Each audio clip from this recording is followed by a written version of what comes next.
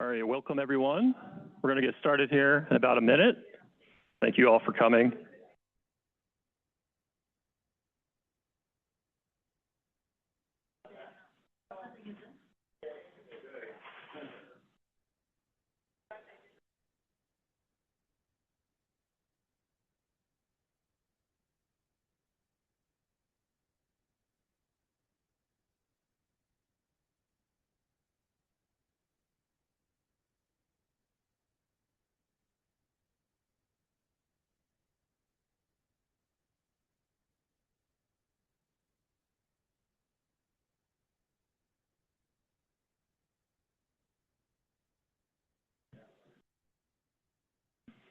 All right, thank you all for coming. We're going to get started.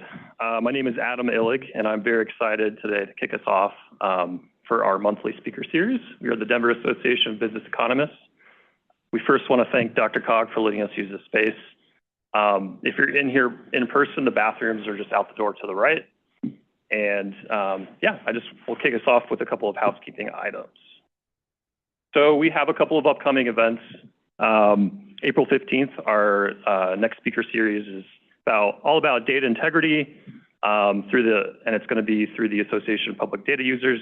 We're going to speak about what I think is a very timely topic right now.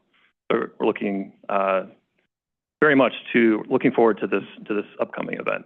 April 23rd, we're going to have a happy hour. Everyone is invited to attend. It's going to be at the Schoolyard Beer Garden. I believe it's going to be between 5:30 and 7. But it's a really great time to network, get to know people in the community, broader community of economics. All are welcome to attend. And also, we are working on our annual summer event. We have a summer planning committee for our summer events, usually in June or July, and we really try to do a site tour or some kind of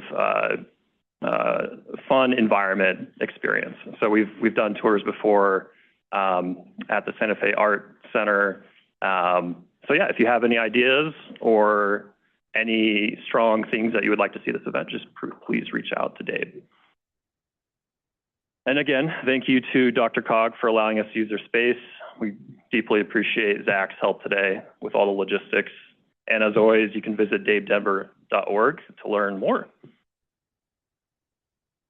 And now I'm going to introduce our speaker, Scott Sternberg. He is the Executive Director of the CUbit Quantum Initiative at CU Boulder. Formerly, he was the Executive Director for the Boulder Economic Council and also the Associate VP of Economic Vitality at the Boulder Chamber of Commerce. At the CUbit Quantum Initiative, Scott leads efforts to enhance CU Boulder's leadership in quantum information science and technology. I personally have known Scott for about 5 or 6 years now. We worked together on a few projects when he worked for the Chamber, and I'm very excited to now have him as a colleague at CU and really think that he is a great person to speak on this topic. So if you give me a warm welcome for Scott Sternberg. Thank you.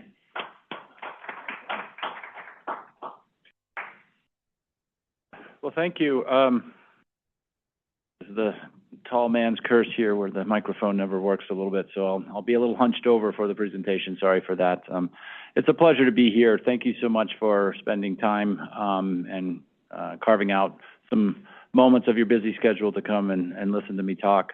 In preparation for this, I was sort of wondering how I could, tell a story that would resonate with, obviously your all's interest level. And so I will warn you that back in the mid-'80s, I came out here to Colorado and studied up at CSU, so I do have a physics degree. So apologies when the physics and the science kind of comes out, maybe in a little bit of a joking way. But this topic that I'm going to talk about is, I would say, a jewel here in the state of Colorado, and I'll try to tell you why I say that.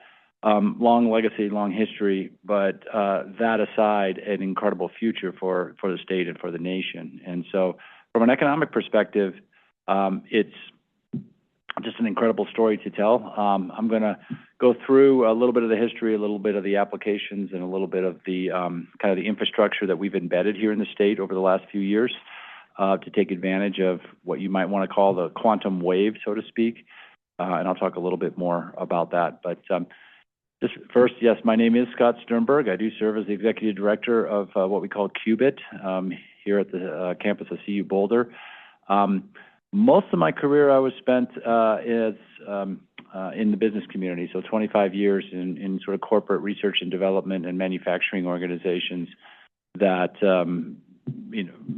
literally had a product to sell, a physical product. And so my background is in that hardware space for what you might call deep tech or high R&D content, manufactured products. And so I bring that perspective to this position. As Adam said, I bring a economic development experience back in the height of the pandemic, and you can always tell when Scott Sternberg came into economic development, and that's when all of the curves started to go down to zero. And so even today, when you see the curves over a 15, 20-year period, you can always tell when I came in. But I joined the chamber to bring some of that corporate experience to the recovery efforts here at the state, and certainly more local to Boulder and Boulder County. But for the last few years, I've been focused on this thing called quantum here at CU Boulder, and I'm excited to tell you a little bit more about where we are and what we're doing. So, yes, Executive Director of the CUbit Quantum Initiative. So that begs the question, what is the CUbit Quantum Initiative? It is, as it says here, an interdisciplinary hub that endeavors to convene, coordinate, and catalyze all of the quantum science activities on the CU Boulder campus.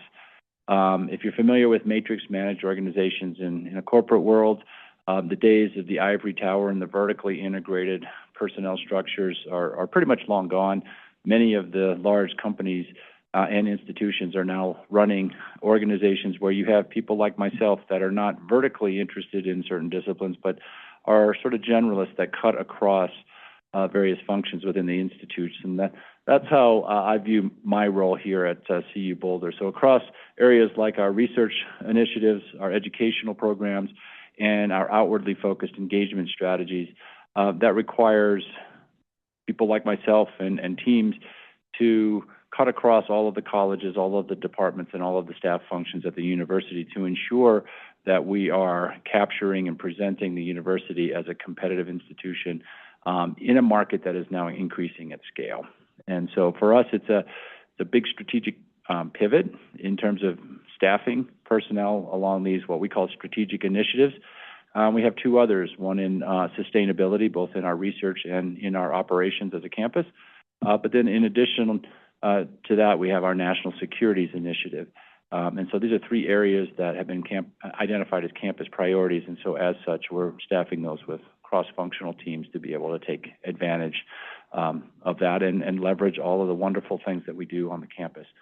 So that's a little bit about CUbit. If you're interested, cubit.edu, colorado.edu/CUbit. You can learn a little bit more about what we do and drill down at your heart's content.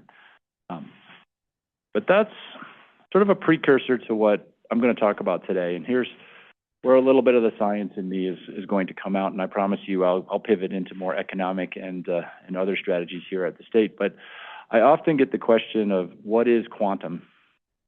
What do we mean by quantum? It's a word that's being thrown out, I would say, not randomly, but in a lot of different contexts.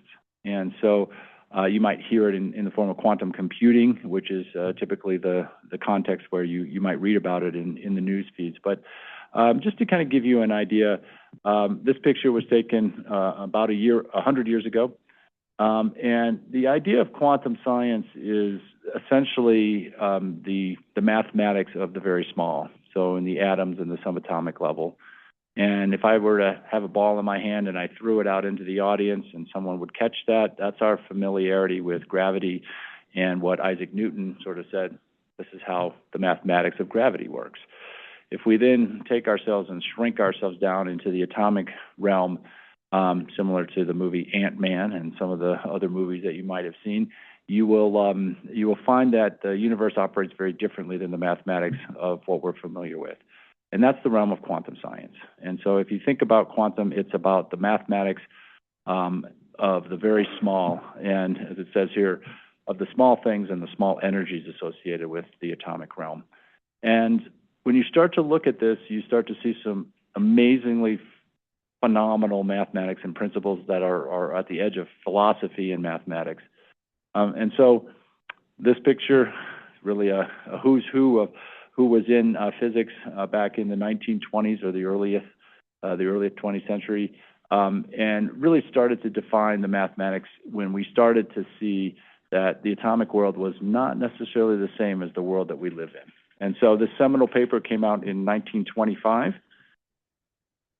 And so as a result, we are 100 years into this idea of quantum. So this is where I talk to a lot of folks about, well, why are we hearing so much about it? Is it new? I'm hearing about it for the first time. Well, it has been around for 100 years. And as a matter of fact, UNESCO had designated 2025 as the International Year of Quantum, celebrating that 100-year history from that first mathematical explanation of the subatomic, or the atomic and the subatomic world. And this has just concluded in this last month, which was a worldwide concerted effort to start to educate and make all countries democratized around the opportunity that the quantum science will now start to avail itself. So a large effort. And just to kind of poke around here, again, this is my science showing. So there is a World Quantum Day that is coming up. So just as a reminder, Pi Day, March 14th, because pi is 3.14.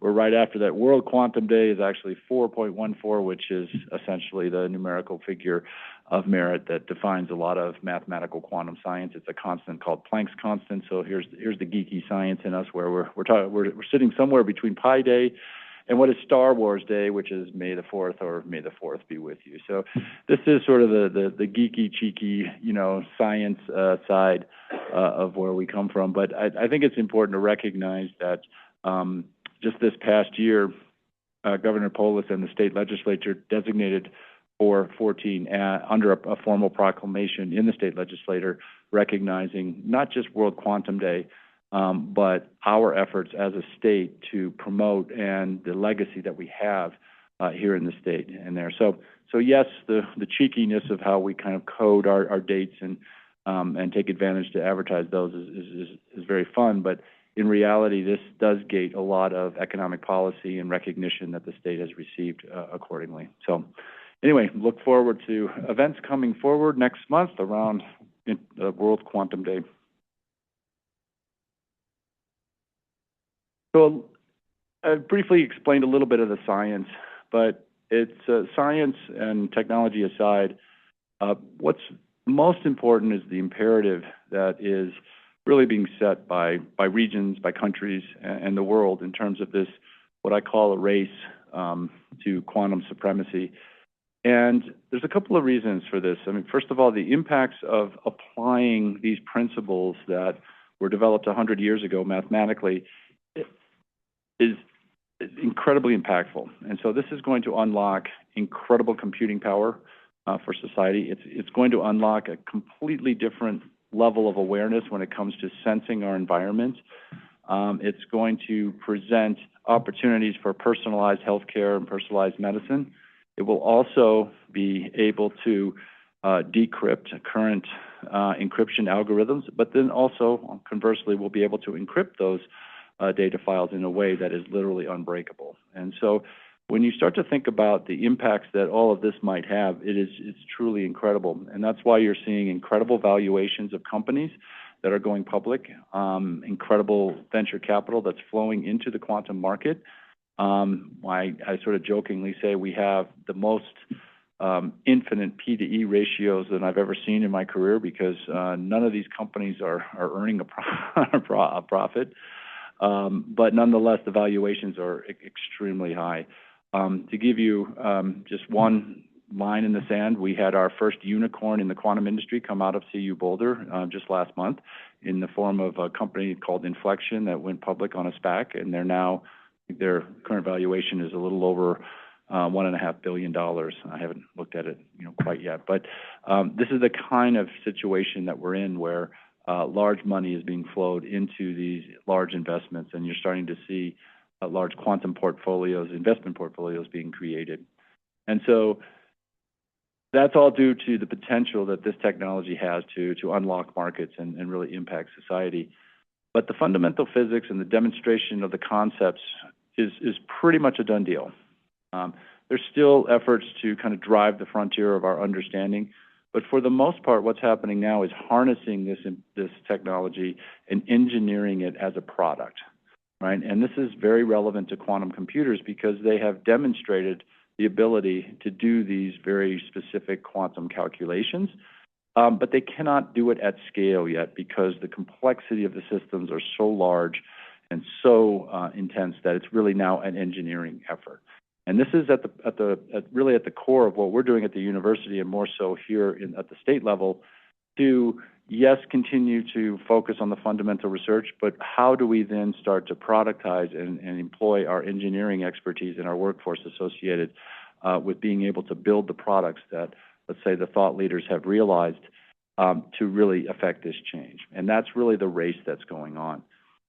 So that's really on the company side, but on the international side, you're starting to see countries, and our own in particular, really dump a lot of money into this because we feel that it's a strategic area of interest. And so we are competing with the world. The implications of who gets there first from a defense perspective, from an economic perspective, from a privacy perspective, is pretty intense. And so I just have a picture up here of what was a piece of legislation at the federal level that was enacted in 2018 that really started to coordinate the country's strategy around quantum science. It's called the National Quantum Initiative. I can tell you since that document has been signed, there's been substantial coordination across the research and development activities. And then in the last few years, there's been enormous policy changes and shifts in terms of where federal dollars are being directed towards essentially creating the United States as the leader in quantum information science. And so we can talk a little bit more about how those mechanisms are flowing, if you like. And just earlier this week, as one example, the Department of Energy has opened up a funding opportunity for which is called the Genesis mission, which is literally looking at AI technologies to direct research for faster quantum breakthroughs. Right? And that's literally on the $500 million to $1 billion level of funding opportunities in phase one, with an expectation to grow that over time to maintain that trajectory. So it is a national priority. It's a regional priority. Given the political climate, you're also seeing a lot of countries in Europe stand up their own programs. The UK just announced a huge program around putting, I think it's another £1 billion into their research and development programs to ensure that the UK stays at the forefront of understanding this technology. And so, the takeaway here is that, 100 years ago, we sort of conceived of the idea that, physics might unlock these certain things. It's taken us about 100 years to engineer those products that could actually create that impact. And now the implications of that are so profound that it's a national and international priority to reach these milestones. And you might ask, well, do we have any context to, sort of in our lifetime, how that has happened? I just point out that a little over 60 years ago, there was an idea that you created a couple of atoms and you put them in a glass tube and you shined a light in there, and ultimately it'll bounce around 100 million times, and what comes out is a very unique light source, and we call that a laser. Laser is a quantum device. A little while ago, we had this idea that if you dabbled around in silicon and you kind of constructed these things at micro scale, you could create something called a transistor, and that transistor is now the basis of all computing on the planet, and it's arguably probably the largest output of mankind ever measured in terms of the number of transistors we've produced since those were created. Those are quantum devices. The cameras in your cell phone convert photons into electrons to create a digital image. That's inherently a quantum device, and that's what Albert Einstein got his Nobel Prize for, and that's a quantum device. And so when you think about, is this quantum thing new? Well, no, not really. It's just going through that next iteration of engineering, that next level of capability to create substantial impacts on society. And so when I talk about this, we stratify the market around quantum into four very specific areas. The first one here is quantum sensing. That is using principles that we've developed and products that we've engineered based on this mathematics of the atomic and the small energies to really enhance all types of applications. You can think of this as precise timing in the form of atomic clocks.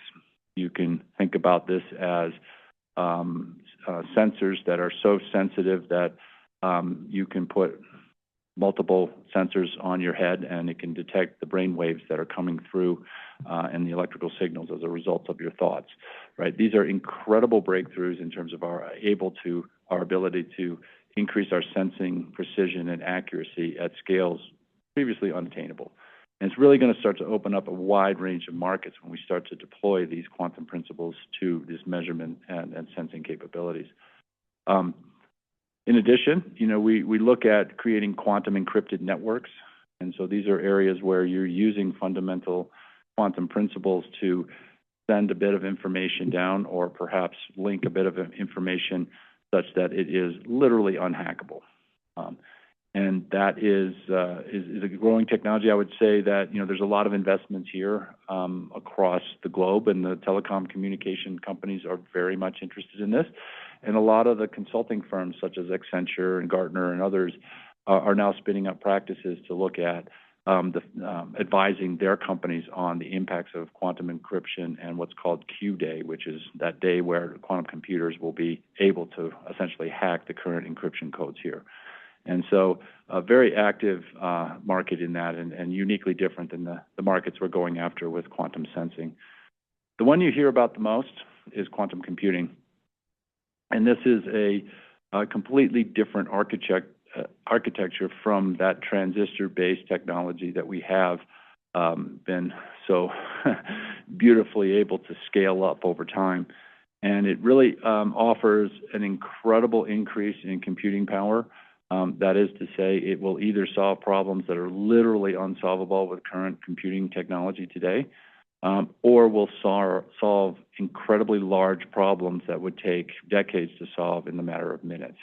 And so you start to think about the impact of us being able to now solve problems that have been previously not even accessible through current technology, starts to open up a wide range of applications. And I will say that this area in particular is where you're seeing the largest valuations in companies and large-scale investments, both at the venture capital level, private equity level, but also at the national levels. So quantum computing money is flowing down from federal agencies across the world to be able to demonstrate this ability to build a computer that is better than anyone else has and is better than anything that's ever been developed on the planet. And so this is really where the race is most active. Beneath all of this, though, this idea of developing new materials and understanding the phenomena that creates these principles is an area of fundamental research and is also an area of high activity for companies that build things like semiconductor chips and other types of materials that are used in a wide range of scalable products. This is certainly an area where we focus on as a university, as a fundamental research program. But in order to provide the materials and the understanding for the aforementioned three markets, you need to have a fundamental understanding of the materials and the devices that you're actually manufacturing. I will say this is where AI now is really going to help, because you can use these large-scale artificial intelligence computing platforms to throw problems at these materials and say, I just want to model these, and ideally these models will come out with solutions where you can physically make that product and start to test that in a way that has never been done before.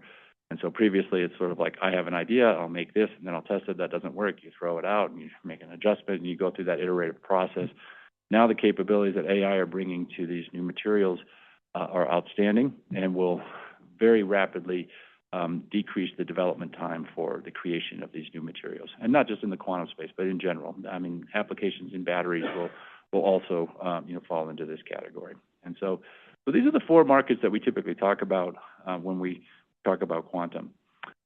I'm going to pivot a little bit now and just tell you a little bit about the history of what we got going here in Colorado. And it's an evolution, as I call intentional growth. that we've had across the Front Range of Colorado in this particular discipline. And this spans, I would say, 150 years. Really starts with the establishment of the 3 universities. You see, about the same time, CU celebrating 150 years here. CSU was deployed in 1870, just after the Morrill Act established the land-grant universities, and you can see School of Mines in 1874. So about that same time frame, all of these universities started to get going. I would say, very quickly established physics departments and science and technology educational programs that really kicked off and anchored, if you will, the Colorado innovation economy. And so that is really sits today as the forefront of a lot of our quantum science and our quantum programs. And I will tell you, we are working all together under this national and statewide strategy to ensure that we're not necessarily just poaching or competing with each other, but we're doing projects in connection and collaboration to each other to really put Colorado at the forefront of this technology, not just a single university or a single program within a university. The interesting story, President Eisenhower in the 50s recognized that the national timing standard, which is essentially the atomic clock today, was a matter of national security. And so he made the decision to move it away from the coast, where there might be more vulnerability and access from enemies, and moved it here to the mountains of Colorado. And so it was established under what was the National Bureau of Standards at the time, and is now the NIST laboratory, or the National Institute of Standards and Technology, on the Boulder campus.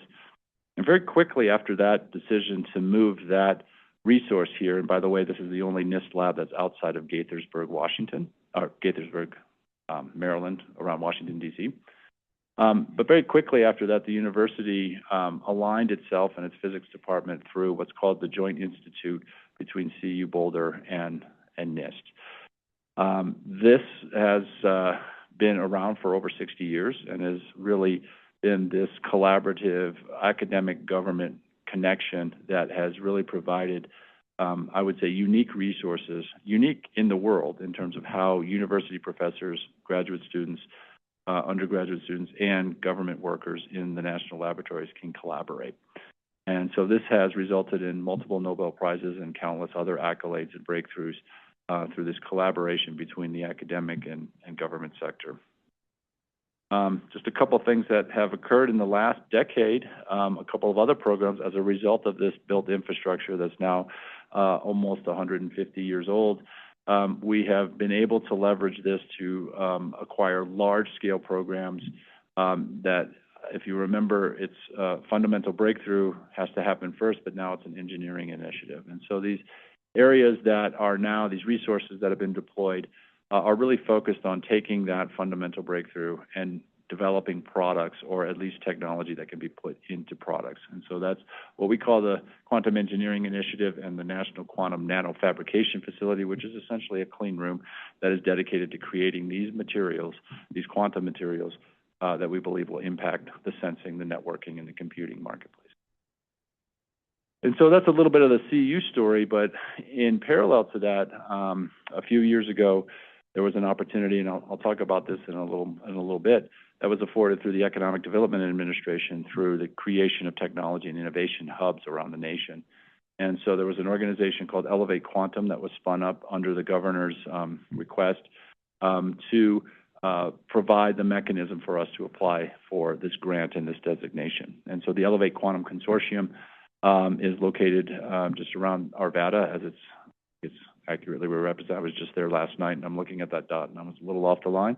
But nonetheless, that's a strategic investment to provide commercialization resources and company expansion capabilities to grow their position here in the state of Colorado. And then, in addition to that, this is a project that's near and dear to my heart. I was seconded from my executive director role for a period of a year to spin up a quantum incubator, which is also part of the state program.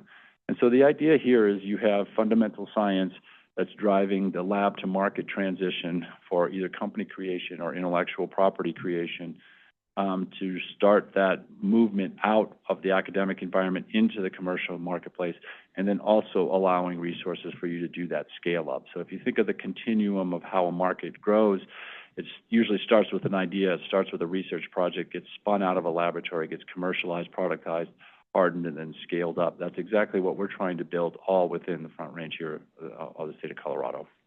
I'll get back to that, the model that we've used to do that in a second.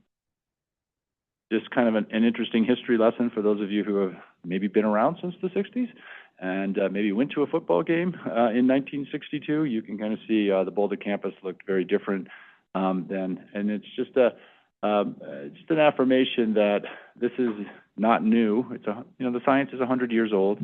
Our resources and our commitment are over 60 years old. So, for arguably 60% of how long quantum has been around, the University of Colorado and generally the Colorado community, has been engaged in this endeavor, right? And so, it's certainly not new to us. Right? If anything, we have built a strategic position through long-standing commitments and collaborations that have built our expertise as a state, and that's why our argument to the Economic Development Administration was so strong, because we've been around and we've been doing this for a long, long time. And that's very different than any other economy here, I would say, in the country, and I'm going to argue in the world. So we should all be proud of that. To give you a little bit of understanding of what that means, when we first started to consolidate the quantum industry, as we call it, now I say that with a bit of an emphasis because that's not typically an NAIC code that you can drag and say, here's the quantum industry. So there's a little bit of, peppering and subjectivity to what we call the industry. We parsed a industry database and said, okay, where are there quantum companies around the country? And so you can see very much in the middle of the country where we are the leader in leading the coasts, in some cases substantially in terms of our density of quantum participation, company creation, and number of employees, and all figures of merit. And so it's just a representation to show that we are punching way above our weight typically. I will tell you that because that big peak that generally blocks those airplanes that used to fly over Colorado, that is to say those investors that maybe were landing in Silicon Valley and going all the way to the East Coast, it definitely has piqued the interest of a lot of folks and a lot of investors that traditionally have been looking to the coasts for economic investments or returns, and have literally allowed them to land at our beautiful DIA airport and come here and talk to us about what we're doing. So that spike in particular has dragged a lot of attention to the state of Colorado, not just in quantum, but really starting to open up the hood and seeing a lot of the things that we do here that are unique compared to the East and the West Coast. So drilling down a little bit more on what that is, this is just I would say this is somewhat outdated because almost every day we have new companies either moving into the area or starting up. But this just gives you an idea of the density of companies that we have. They span pure quantum computing companies, names like Atom Computing and Inflection, which is our latest unicorn out of the university, are traditional quantum computing companies dedicated entirely to that. So is a company called Quantinuum located here in Broomfield. But then there's a whole slew of supply chain companies that feed this industry. And so if you think about the aerospace industry, you have the Lockheed Martins and the Northrop Grummans of the world, but you also have a long tail of companies that have developed technologies that feed those industries. The quantum community is exactly the same model. We have large companies that are focused on quantum computing or the application of quantum science, but we have companies like Vescent that makes a very specific light source, and we have a company called Kairos up there on the upper right that does a very precise time transfer for a lot of applications, and so on and so forth. And so the community that we have here is not monolithic by any means, and it's very representative of the small companies spinning out, growing in place, and finding a niche in their marketplaces so that they can feed this larger quantum opportunity here. And so the distribution of number, the distribution of disciplines, and where they sit in the supply chain is a strategic advantage for the state. And so all that was sort of wrapped up into a proposal that we wrote for the EDA. And we were just talking a little bit about what occurred in this room not too long ago, which was the development of a comprehensive economic development strategy for the Denver Boulder area, and ultimately aspired into the state level for the EDA to ensure that we are eligible to go after EDA funds. And so accordingly, a couple of years ago, the EDA offered an opportunity to create these, what they called technology and innovation hubs. It was a large national scale opportunity, and there was really no designation of what discipline or even the geographic extent needed to be. It was a very open proposal process. And so here in the state, we spun up an initiative to look at what might make the state of Colorado unique in this proposal, and quantum popped up as arguably the most unique aspect. And that was in comparison to things like advanced manufacturing or biosciences or some of these other areas that we are good at. But in all of those other areas, there's also other regions of the country that are also good at that. And so we felt that quantum was the priority and was the uniqueness of the uniqueness, if you will, for the state of Colorado. And so we were awarded an initial grant to get this ecosystem going from the EDA. So you can see our ambitions here, launching more companies, increasing the workforce, increasing the number of workers, and of course, attracting capital. That is to say, those airplanes bump into that big red graph that I have as they're trying to fly over our state. And so for that, we were awarded a substantial amount of money. Not substantial, I would say, at a state level, but really this was a lever that unlocked a lot of other opportunities for us. So you see here the $40.5 million did come from the EDA, but that was all propped up by our commitment, and you see the governor on our CU campus signing this HB 1325 bill into law, which guaranteed that if we were awarded this fund, we would unlock $74 million of state funding to complement that. And so immediately you had what was intended to be a doubling. We didn't receive all the money from the EDA, but effectively we had more than doubling in the money with the state commitment. And the state of Colorado, from an organizational standpoint, matched some funding, as did the state of New Mexico. And so we're now talking about an economic development strategy that's somewhere north of $120 million all in, and that doesn't include a lot of the gift in kind and sort of support services that institutions like CU Boulder and other companies and other organizations have thrown in as part of their support structure. So this one opportunity, I would say, unlocked and catalyzed an effort to really consolidate our strategy around being the leader in quantum science as a state, and has put a lot of money and momentum behind that. I just want to talk a little bit. Since that time, we've had a lot of activity that I would say is in rapid deployment.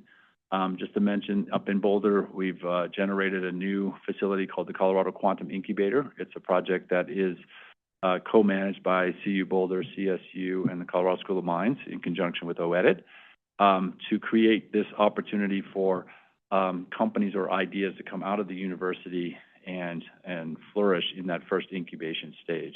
And so you can kind of see the governor himself cut the ribbon on the facility a little more than a year ago, and we're about 12,000 square feet of an initial sort of community nexus for conversation around the markets and then the technology that we play with, but more so providing very specific and easily accessible laboratory space to accelerate that transition that is typically a very long transition, that is to say, when you're moving out of the academic environment into the industrial environment.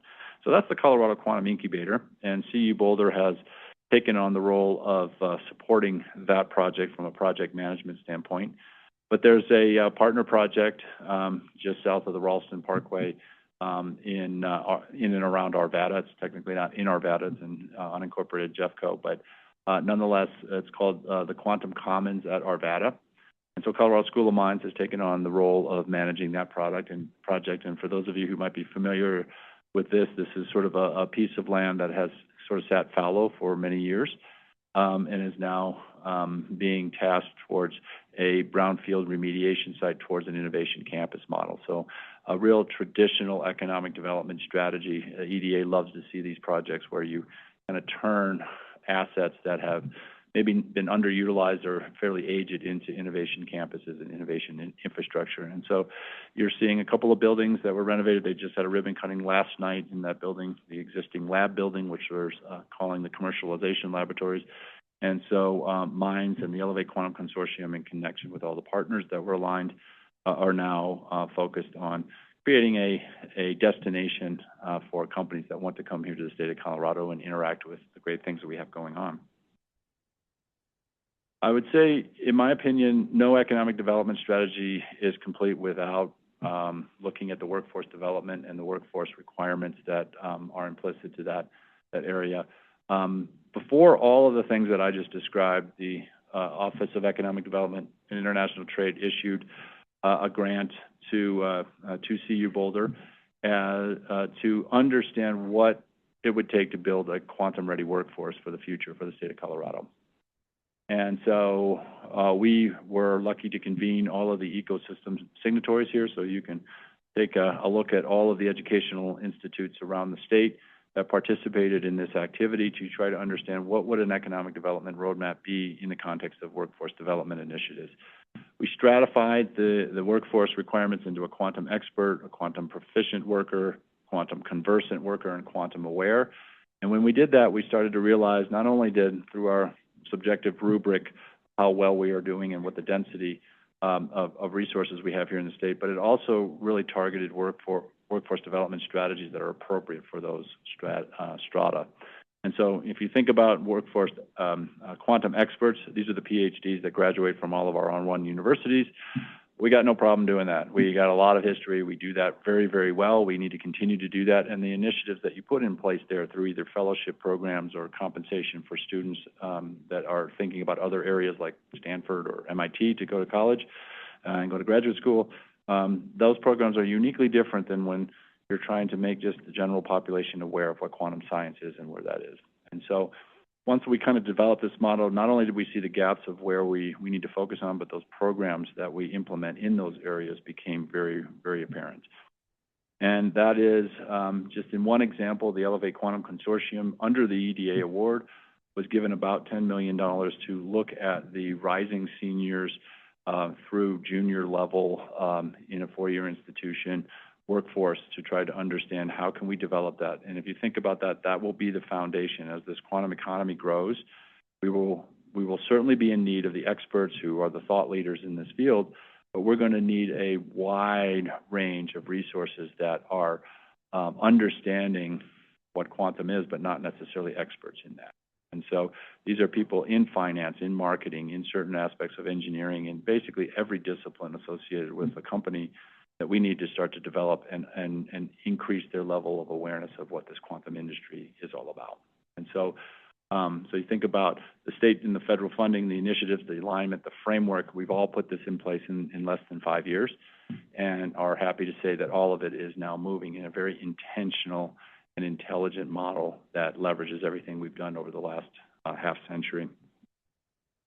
And so this is sort of a summary slide of everything that I've talked about. Our model has been, if you think about the hexagons up here, you know, the three universities focus on basic research, education, workforce development, and technology transfer. And they're really the driving force around a lot of this and have, you know, traditionally pushed aerospace and biosciences and mineral exploration and all of the things that we're good at through this pipeline or through this model. And so this is familiar to us when we look at economies that are mature today.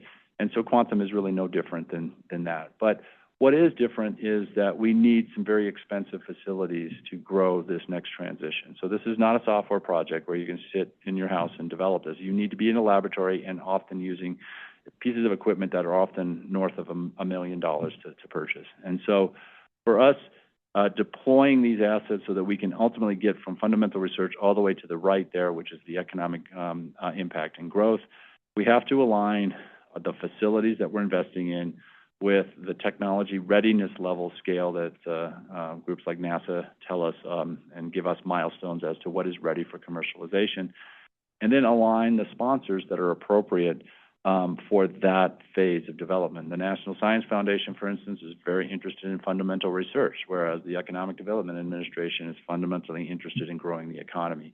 And so they have relevance in certain areas of this development cycle. And so we have put in these resources to create a left-to-right connection point, albeit at relatively small scale today.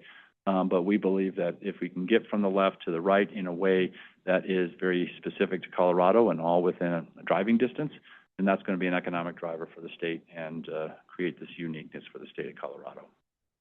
So that's a little bit about the infrastructure, but I always like to end with really the reason that we're doing this. And so in many ways, just like the laser is a enabling technology that has found its way into virtually every, substantial discipline and market that you can think of. Same thing with the digital image, if you will. There's a wide range of technologies that are what I classify as enabling technologies that find their way into the traditional markets, and quantum is no different. Quantum will have substantial impacts in the fields of biosciences and human health in the context of disease diagnosis, various treatment strategies, and essentially being able to model new drugs before you actually start to pour the chemicals into those little vats that they use to determine their effectiveness. And so certainly that's an area where quantum science will advance society. We're already seeing the deployment of quantum modalities and technology in the aerospace domain, especially with the heightened level of defense interest that the current administration is pushing. These are areas like providing different timing mechanisms to assure that in GPS regions of critical areas that we don't get denied the GPS signals, or we have other technologies that can allow us to navigate in those environments. And we're starting to see some scary stories come out of the Iran conflict in terms of drone management and the independence of the GPS signals and the importance of having access to that signal. And so national security and aerospace applications very much interested in these quantum sciences. Our ability to sense and model the Earth is going to be at an unprecedented level in the next 10 years. And so for us to understand climate sustainability and the general environment that we all live in is going to be enhanced dramatically by the technologies, both on the sensing and on the computing side for this particular purpose. And so this is an area that is clearly looking to advantage from enhanced computing and sensing capabilities. And as I mentioned before, quantum is a race. And so all countries, all regions, all states are looking at national security because whoever gets there first is going to have a very strategic position in a lot of marketplaces. And I will tell you the U.S. wants to be there first. I'll tell you that the U.K. wants to be there first. Europe wants to be there first. And I will tell you that China is probably ahead of us now. Right? And so this sense of urgency around just the resources that are being poured into this technology is incredible. And I'll just end by saying that, the time is now for quantum, and Colorado's been around for, a long, long time doing this exact science. And so this is why I'm so excited about, talking to you all today to talk a little bit about not so much the science, but make you a little bit aware of what quantum is all about, and more so the economic implications that are at the national, at the state, and even at the municipal level in terms of the resources that are being deployed and leveraged for us to create this leadership position and to benefit society across all of these dimensions that I've just mentioned. So thank you all for having me today. I'm really excited to be here, and hopefully you've now kind of become a little bit more quantum aware, which is my goal if you haven't been up to this point. So thank you.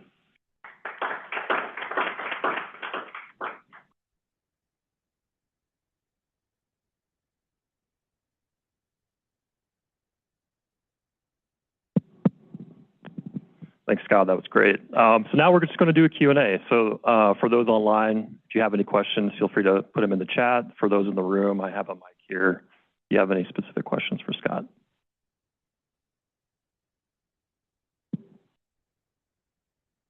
Sure. Hi. It's been a while since I got into this stuff, but back in the day when economic development at the state of Colorado was talked about, we always had several questions. You've answered some of them, but I'm wondering, I have two questions. One is, does any of this have anything to worry about with respect to the state budget, the Joint Budget Committee? And number two is, we're worried about increasing the tax base as a way to justify everything we were trying to do. And I'm wondering if you had to make any promises in your 10-year plans or grants or anything. I'm a bit familiar with how those promises are made. Thank you. Yeah, no, two great questions. I'll take the first one first. The numbers that I've thrown up here, so through HB 1325, passed through the state legislature to the Joint Budget Committee, so that $74 million is in the form of refundable tax credits. So given the current state's economic condition, it is possible that those could get repealed or reallocated, whatever the case may be. And so we hope not. $30 million of that is a loan loss guarantee program, and that's to back up lenders. So if you think about, traditionally, let's say a 3% failure rate of new loans or default structures, that's securing about $1 billion worth of investment. I would say with that argument, that tends to be a little safe because that's a good investment in terms of a $30 million backer for a $1 billion kind of investment strategy. So a lot of this has been backed up by not necessarily promises, but by what are fundamental, economic, balances. Okay. So, I'm sorry, the second question? Tax base. The tax base. Yeah, and so the deployment, I was going to go to, so when you start to think about new companies coming, and this is both a retention growth and our creation of new companies from Colorado or attraction of companies into Colorado, these are the kind of figures that essentially are being, used to justify some of these investments. So these will create tax revenue. A lot of the state's recruitment or acquisition incentives are based on the tail end. That is to say that if you achieve certain growth with above average wages, then that's when those incentives get kicked back to you. And so it's a fairly safe investment, so to speak, in terms of getting it at the tail end once the companies have demonstrated success and advancing the tax case and the impact. So that's kind of where we are. So I would say no substantial promises that we've taken money from upfront, only on the expectation that this is kind of a variable uplift to the tax base if we're able to achieve these statistics. Hi, thanks for the presentation. So 2 questions. One a bit speculative, like how far do you see this industry is in the process of becoming like marketizing all this? And I'm thinking like of the transformer and back, I don't know what, 50s, 60s, 70s that we had Fairfield, Intel, and then it took a while to kind of like kick in. Where do you see this industry is? That's one question. And the other one, kind of like, and I'm a bit familiar with the transformer and Intel and all that. What are the risks that you see of this industry, for example, if it was to grow in the U.S., in Colorado, what are the risks? Maybe like, I don't know, increase in housing prices and all these things because of the amount of people and income coming to the state. Mm-hmm. In terms of the forecast, we are in a nascent field. I mean, it's extraordinary when you start to think about the amount of money that's coming into something that's not quite proven yet as a technology versus AI. So in many ways, you can look at the quantum industry as being AI 5 years ago, right? We're starting to develop this technology that's starting to show promise. There's been a projection as of just a couple of weeks ago from a CEO of one of the companies I pointed out that this idea of quantum advantage, which is where you use a quantum computer and you do the same problem a traditional large-scale computer can do, but you do it in less time, or you do it, fast, or you do it at larger scale. So this idea of quantum advantage is sort of the benchmark. When is that going to happen? So that is to say, when is the technology actually going to provide an advantage to society? For scientific applications, we believe that's 3 years out, and for I would say consumer or use case advantage, that's about 5 years out right now. Now, you would say, well, Scott, I've been reading this stuff for the last 10 years, and everything I read is 5 years out or 10 years out, right? And so, but we think that our technology development and the advances are now providing that clarity that's more akin to what Moore's Law started to predict when we started to see the density of transistors being done at scale. So we're starting to get into this real data-driven projection versus the speculative conversation. In terms of the risks, I think that the other industries that the state of Colorado already has and has identified as key industries, like aerospace, like biosciences, advanced manufacturing broadly, and IT and high tech, these are jobs that are very transportable into what would be a growing quantum industry, right? And so, I've always seen sort of the key industries in the state of Colorado. They're all going through their cycles. Bioscience has kind of dipped down a little bit over the last few years and now starting to come back. Certainly the pandemic had a huge kind of reset button on a lot of our industries. So in many ways, in the first phases of the quantum development, you might see some employees that are moving out of some of the industries that are going through different cycles that will come into the quantum industry, so we'll maintain a steady state. It will be unclear to me, though, in terms of large-scale impact that would impact things like housing. right? We already have a housing and transportation issue associated with our economy already, right? If we add 100,000 more jobs, is that really going to move the needle based on the core principles of what we're trying to do here? What that's going to really depend on is a large company planting themselves here in Colorado that will bring those employees that will then create that cascade. I would say the risk, so that's a different risk. That's if everything goes well in the industry. The big risk for the industry is what we call use cases. So in other words, when can we start solving problems, and what problems are those that will really start to create that industry pull versus what is now a technology push? So a lot of the valuations for quantum companies are based on the expectations is when this technology gets there, I'm pushing it out. But none of it is really being pulled by, oh, there's a killer app that the quantum is being able to apply. If we get to that point where there's a killer app, then all of this can be achieved. But until we get to that point, it's highly speculative, and it's a lot of this technology push. So there's two different risks, right? If we blow up on one side, then we'll have some of the problems that will just compound the issues that we have today at the state. If we blow up and it doesn't happen, then we have a lot of these people that are currently working in this field that are no longer employed, right? So two different impact strategies depending on where the market's going to go. All right, thank you. We have a question from the online chat. This is from Cliff Heller. And Cliff asks, since so much of your funding is from the public sector, are you looking at funding from the private sector? And so Cliff references recent federal government cuts and also state cuts as well. Yep. That's a great question. Industry partnerships are key throughout all of this, right? And so there's really three categories that can hedge against this federal funding. Philanthropy is one, high net worth individuals or large companies making donations because they feel like this is an area of leadership. That's certainly, very, very true. Industry partnerships, both from a sponsored research perspective, that is to say, partnering with our research institutions or other organizations to come together to solve some of these problems, or fundamental, let's say, donations and support associated with industry, so that is to say, the names on the buildings and such. So that's an important element that we're looking at. It is interesting times because we are hearing, and I know personally, I have family members that have left 2 government laboratories in the last month for different reasons, and the stories are tragic. One's in biosciences and one's in renewable energy. Right? The oddity is that quantum is now sort of on the receiving end because we are in favor, if you will, in the context of other institutes or other government laboratories or structures that are no longer in favor when it comes to federal funding. And so it's an odd position for me with my career to be in. I used to work in climate sciences and I used to work in biosciences, and now I'm in quantum sciences, where a lot of my colleagues are now struggling because their priorities have dropped tremendously and their funding has dropped out.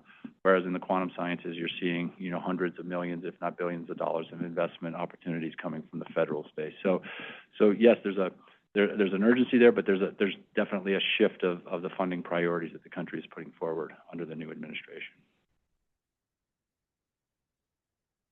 Thank you for being here on your presentation. Can you talk about how development of quantum computing could affect AI capabilities in the future? Yeah, it actually, I was just on a call this morning with that. It's actually the reverse.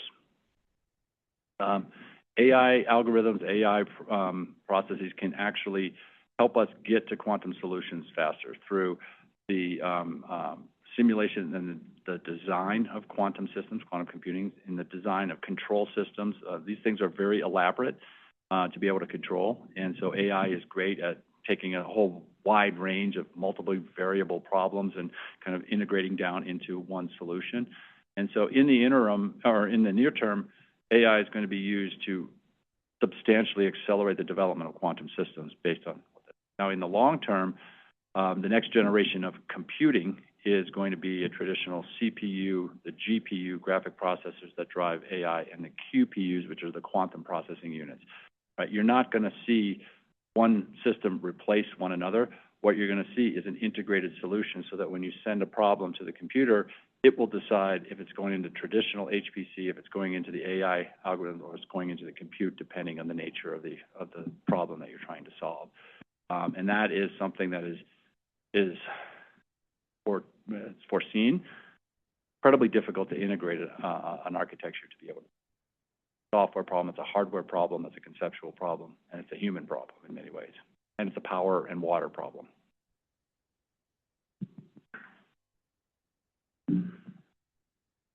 Is Colorado unique with the EDA Tech Hub grants to have one of these tech hubs specifically for quantum computing?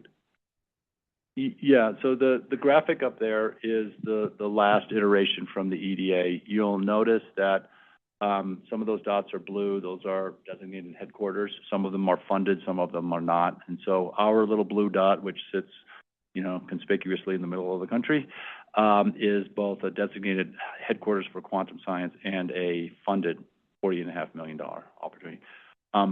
We were in competition, so if you drill down into all of those other blue dots, you'll see it is across a wide range of application areas. The only other blue dot on there is in Chicago, which runs a program called the Chicago Quantum Exchange, which is similar to our Elevate Quantum consortium. They were designated as a headquarters, but not necessarily as a funded one, right? So those are the two areas that the EDA has designated. Otherwise, it's anyone's game. I mean, there's water resources, there's manufacturing, there's all kinds of biosciences. It is very much an eclectic mix of what the EDA invested in, nationally to do that, and by design. All right, thank you all. I think we are at time, or maybe we have one more question.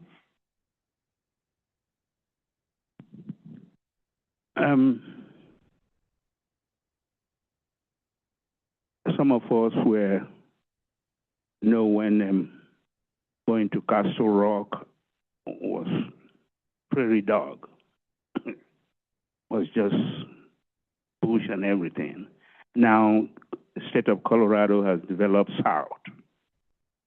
On page 163 of the Colorado Economic Business of 2026 published, they have predicted that economic development and businesses is going north now. And the three major universities you have up there, Mines, CU, CSU, are all north. Mm-hmm. It's a very good news for the northern cities.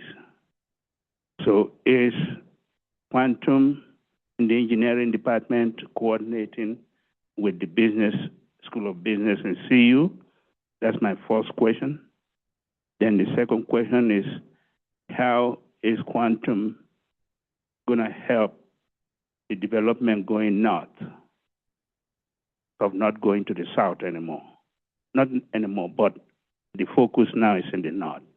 And the third question is, you said a 10-year plan. What year does that 10-year start? 2026 or 2025 or 2027? Mm-hmm. Thank you. Oh, last question, 3 parts. Opens up, quite a conversation. I think the answer to the first question is, hearing your opinion on this, but if we are a leader in quantum science, frontier development, engineering, and commercialization, we also have to be a leader in the economic understanding of the quantum marketplace, right? So the conversations I would say within our own campus with Leeds Business School are active in our Deming Center entrepreneur program to try to understand how can we get MBA students or undergraduate students engaged in, let's say, modeling, understanding, and conceptualizing the quantum marketplaces. So the answer is absolutely yes, right? Again, companies like Accenture, they're spinning up full practices to consult with large companies on the impact of quantum science, just like they did with AI, just like they did with the Y2K problems, right? And so we're right at that precipice where the business community has to come in and provide that access, or are already being attracted into the community. I would say across the 3 universities, we are specialized in the different areas of engineering and science. And so we are working together to not compete, but to work collectively to build that ecosystem around those 3 universities. And so, for instance, one example of that is when we wrote this proposal, CSU, Colorado School of Mines, and CU Boulder agreed to hire 8 quantum computing faculty members over a 5-year period. And that started in 2025, to answer your last question. So that everything is being measured from that base year of 2025. And so CU hiring 4, CSU hiring 2, Mines hiring 2, in an effort to increase our quantum computing faculty educational programs, but albeit to do it complementary. Ideally, and we just demonstrated this for the first time, that a student at Colorado School of Mines can take a course from CU because that professor has unique content that doesn't exist at Mines, and so we're working for that collaboration across there. So this has, I would say, the EDA probably started something that they didn't quite understand at the beginning, and that was an incredibly strong conversation that's very different than what existed prior, and arguably could not have been done without an EDA initiative such as this. Hopefully that answered all three of your questions. Okay, very good. All right, thank you so much, Scott, for this presentation. I think it was very interesting. And another round of applause for Scott, please. Thanks. We also like to give our guests a Yeti mug. Awesome. So there you go. Thank you so much. All right. Thank you.